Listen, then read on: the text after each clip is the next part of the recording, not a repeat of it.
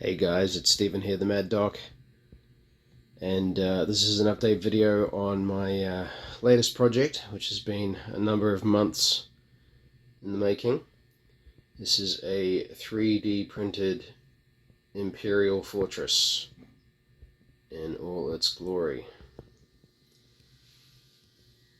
So nothing is actually glued in place or anything at the moment, so everything's just kind of squished together with gravity. So if you see any little oddities, that's just where we're at right now. But to get an idea of the overall shape,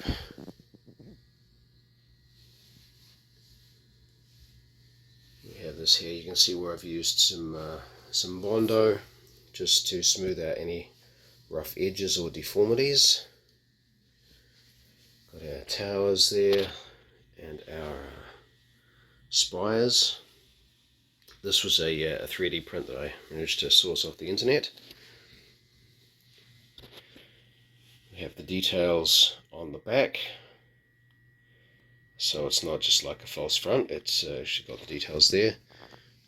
And our gates are able to slide it open and dump everything down, because that's where the pieces were sitting.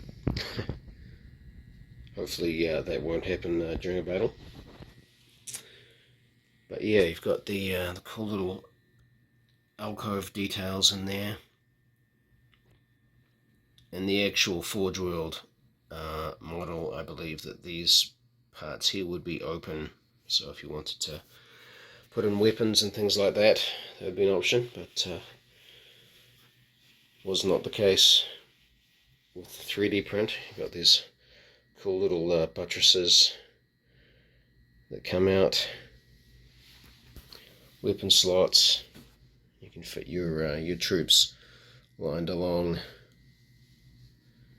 their little entryways,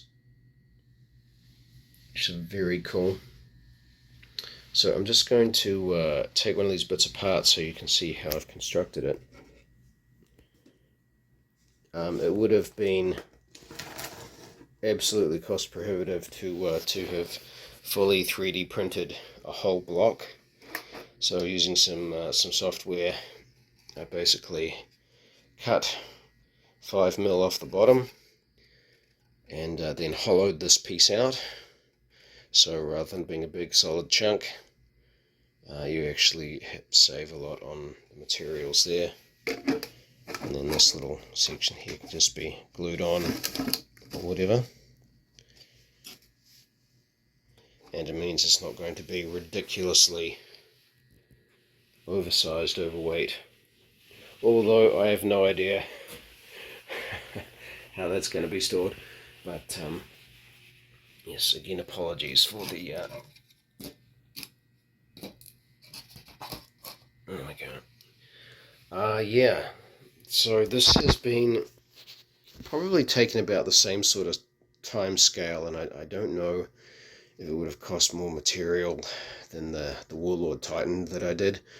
But each one of these basic sections, like this wall section here, that took about 5 days to print on high setting. I've gone and printed it on the high setting, so there's as few lines as possible.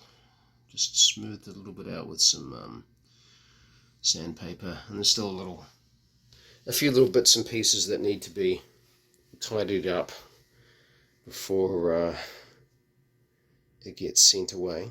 But yeah, it's a pretty decent print, but yeah, it did take quite a long time to do.